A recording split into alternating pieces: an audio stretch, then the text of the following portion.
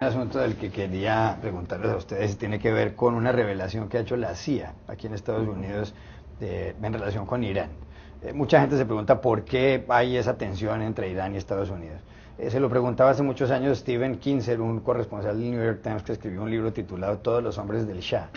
Y lo que reveló Kinzer y lo que habían dicho varios historiadores es lo siguiente: en los años 50 en Irán había una empresa petrolera británica que se llamaba la Anglo-Iranian Company, que posteriormente se convirtió en la British Petroleum, en la BP. En esa época los ingleses maltrataban a los iraníes que trabajaban en las refinerías. Y un aliado del gobierno iraní frente a los ingleses era justamente el gobierno de Estados Unidos. En aquella época el gobierno iraní estaba en manos de Mohammad Mossadegh, un hombre apasionante y muy curioso, echado discursos en el Congreso de Irán cuando estaba enfermo en su cama, y lo llevaban en una cama de rodachines hasta el auditorio, hasta el salón para que hablara. Mossadegh había sido elegido democráticamente, pero él decidió nacionalizar el petróleo, algo que pasó en México en los años 30. Y entonces nacionalizó el petróleo y los ingleses convencieron a los estadounidenses de que había que deshacerse de Mossadegh. El presidente de Estados Unidos en la época envió a un sobrino de Theodore Roosevelt, un agente de la CIA, Kermit Roosevelt, y derrocaron a Mohammad Mossadegh, y por esa razón los demócratas iraníes en cierta medida odian a Estados Unidos. Nunca había el gobierno norteamericano aceptado que estaba detrás del golpe, y ahora 60 años después del derrocamiento de Mossadegh lo ha hecho la CIA. ¿Por qué pasó eso?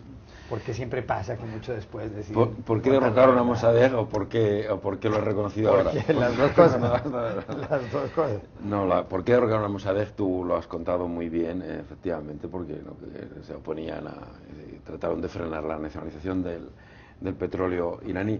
Pero antes hablábamos de Egipto y abordas ahora este tema del derrocamiento de Mossadegh, y se podría decir que de aquellos polvos vienen estos lodos. Estados Unidos nunca ha aceptado a este grupo de liberales, nacionalistas, pero laicos, dirigentes que durante una época surgieron en el mundo árabe y en Irán. Y la consecuencia de esa oposición que Estados Unidos siempre ofreció a esos dirigentes es que esos países poco a poco se fueron refugiando en la religión y en el islamismo. Y las consecuencias de ese proceso las estamos viendo en Egipto, las estamos viendo desde hace ya bastantes décadas en todo el mundo árabe, en todo el mundo islámico. Aquello fue una catástrofe para la política exterior norteamericana, en realidad una catástrofe también para los propios intereses de Estados Unidos en Oriente Medio, y de esa catástrofe, de ese tremendo error de decisión, surgen, y ahí, o esa catástrofe explica algunos de los problemas que Estados Unidos tiene en la actualidad. ¿Por qué la CIA lo ha reconocido ahora? Bueno, pues bienvenido. Si este país tiene la buena costumbre de que acaba reconociendo las cosas. Bueno, no sé si tiene que ver con su cultura o su background religioso, pero es verdad que aquí todo se acaba sabiendo y se acaba admitiendo, con lo cual bienvenido sea, porque al menos nos permite este debate, y ojalá que a los autores de la política exterior norteamericana les permita también una reflexión al respecto. López Amora. Bueno, llama la atención los paralelismos con América Latina, ¿no? Esto puede ser nuevo para muchas regiones del mundo, pero en América Latina toda la intervención de Estados Unidos en Chile, la contrarrevolución nicaragüense, el apoyo a dictadores como Papa Doc Duvalier, ¿no? Y llama la atención que en muchos países de América Latina, sin embargo, esa circunstancia de que se sabía del intervencionismo de Estados Unidos lo haya reconocido públicamente o no, y en este caso fue gracias a la ley de libertad de prensa, tampoco fue un acto así como generoso y deliberado, se lo extrajeron de alguna manera los archivos de la Universidad de Washington.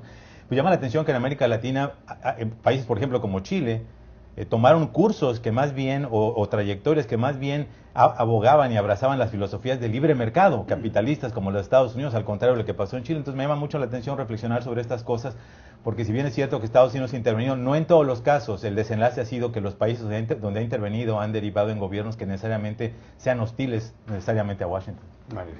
Es muy interesante, habría que ver qué cosa va a ocurrir en el futuro cuando Estados Unidos decida que sí quiere, si es que lo hace, reconocer lo que Snowden nos ha contado de manera ilegal. Pero por otro lado también me parece que es muy cierto lo que dice José en relación a América Latina. Estados Unidos, y refiriéndome al caso concreto del Perú, apoyó a Fujimori y a Montesinos, y vimos en qué terminó eso.